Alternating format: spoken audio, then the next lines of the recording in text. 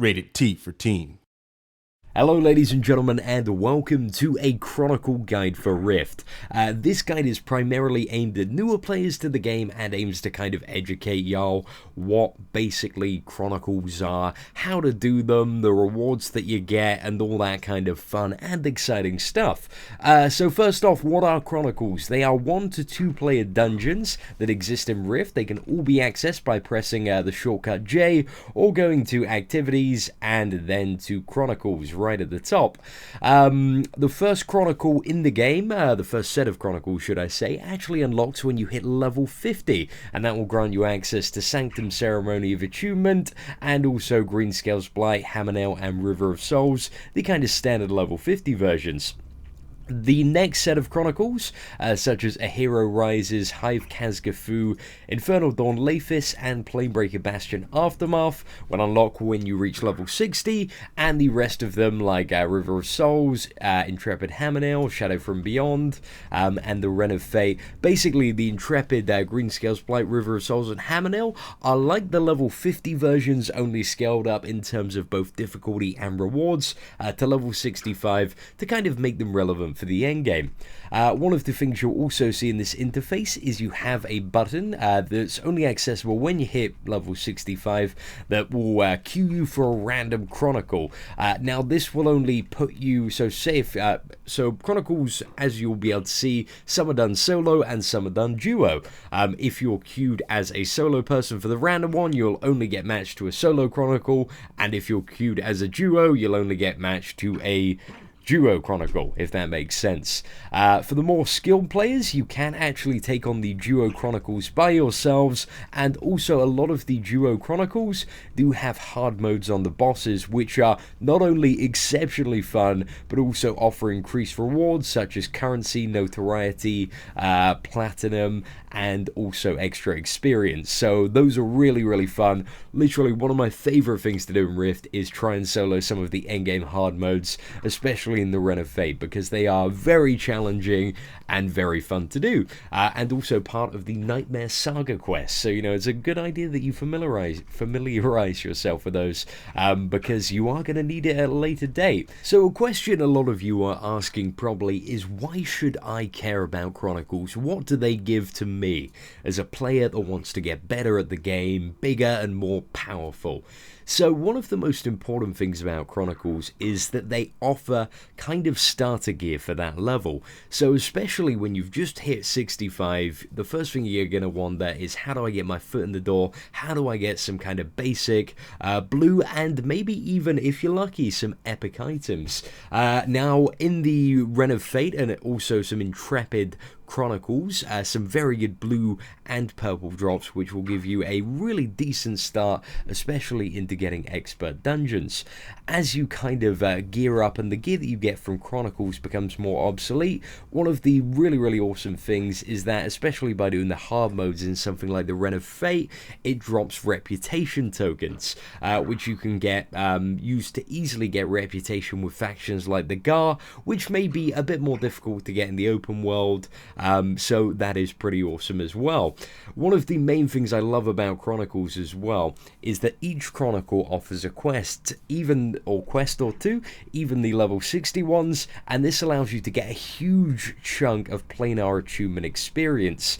In the level 65 Chronicles, there are kind of treasure chests hidden in each ones, especially the Intrepid ones, which will grant you 1 million planar attunement experience, which can just be a huge boost to players who are, you know, fairly new and haven't been playing the game that long. You get to level 60 and that can maybe give you like 2 or 3 levels in just one huge chunk. And even for, you know, players like myself who are kind of close to the cap of planar attunement and have like, you know, 1,400 levels, it's still a huge chunk of PAXP, which can be fantastic in, you know, progressing your character and gaining additional stats. Now, also one of the main reasons that kind of more geared players at endgame will do Chronicles on a daily basis is for the random Chronicle bonus. Now, this is quite a significant chunk of Abyssal Crusaders marks, Fragments of Horror, and also Fragments of Madness.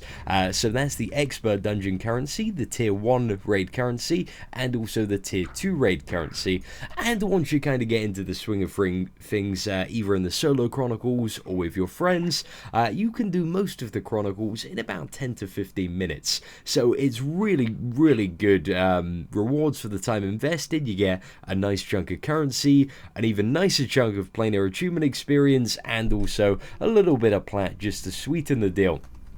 Now, a couple of rewards that I should probably mention as well is that Chronicles are absolutely littered with artifacts. So if you have patron status, a really helpful tip can be to go to patron abilities and turn on patron's artifact tracking when you're doing Chronicles, as literally little artifacts will be appearing all over the map that you may miss just visually looking at them, but you know, the artifact tracking bars can just help you pick up on them, and that can give you some extra stuff to sell on the auction house, or if you're a Dreamweaver, you can break them down for the Dream Magical Cloth, Dream Ribbon, sorry, and also, you know, sell that on the auction house or use that to craft 7 Dream Orbs. So that's pretty damn cool. I think the final thing to mention is doing the Chronicles also just, again, floods you with gear, which can also be used in your wardrobe. So in quite a few of the newer Chronicles, 2 features you are going to see before the majority of bosses are a shiny red orb.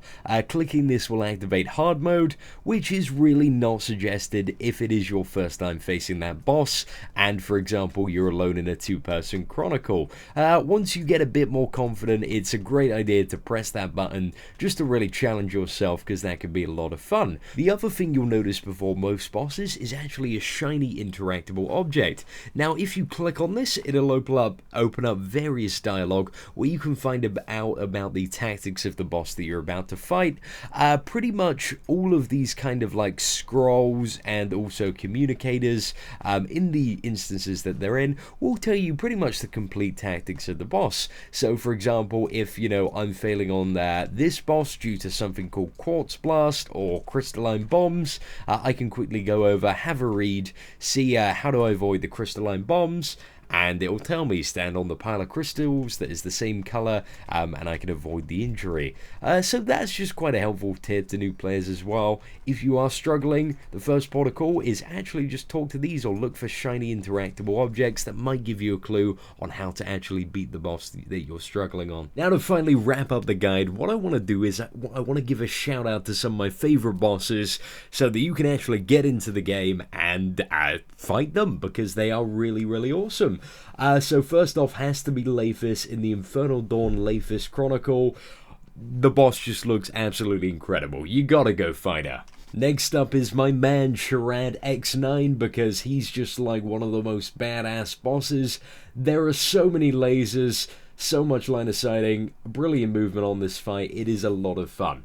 Go check him out in Planebreaker Bastion Aftermath. Finally, my absolute favorite Chronicle boss at the moment is definitely the Renefade's Finrig. With waves, explosions, even more waves that you have to jump over and dodge.